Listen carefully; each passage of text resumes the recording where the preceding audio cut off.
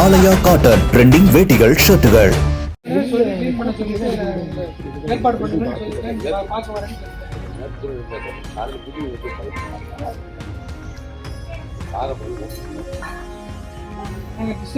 சொல்லி ஏற்பாடு பண்ணா நீங்க வந்து அவங்களுக்கு இடம்.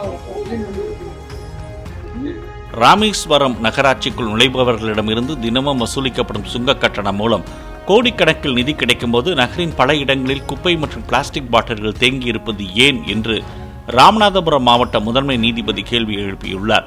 அங்குள்ள புலம்பெயர் தூய்மை பணியாளர்கள் சிலர் தாங்கள் வசிக்கும் பகுதி குப்பை மேடாக இருப்பதாக படம் எடுத்து சமூக வலைதளத்தில் வெளியிட்டிருந்ததை பார்த்துவிட்டு நேரில் ஆய்வு செய்த மாவட்ட முதன்மை நீதிபதி மெஹபூப் அலிகான் மற்றும் சார்பு நீதிபதி பாஸ்கரன் சுகாதார ஆய்வாளரை கடிந்து கொண்டனர்.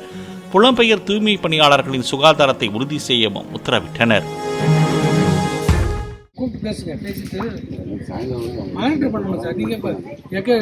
நமக்கு எதுக்கு சம்மந்தம் இல்லைன்னு எப்படி விட முடியும்?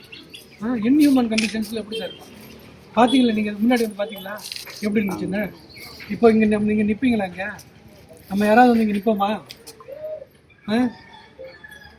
அந்த கண்டிஷனில் அவங்க கொடுத்துணும் நடத்திட்டு இருக்காங்க. இங்கே ஆங்கன்வாடி எங்கே இருக்குது? அது யார் பொறுப்பில் இருக்குது?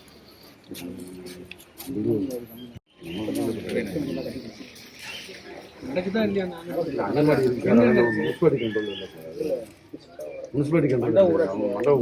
ஊராட்சி கண்ட்ரோல்ல இருக்குதா?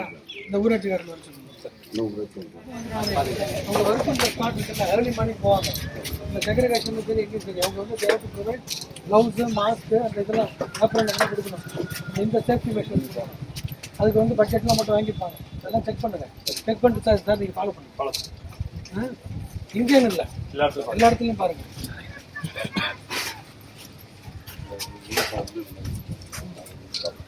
திருநெல்வேலியில் என்ன பண்ணாங்க சார்?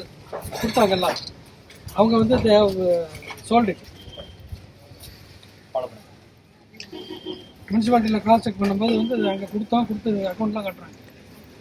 கேட்டால் நாங்கள் இல்லை, நாங்கள் யூஸ் பண்ணுறது இல்லை, நாங்கள் இதாச்சு அப்படின்னு பார்த்தா recycle sold to some other persons.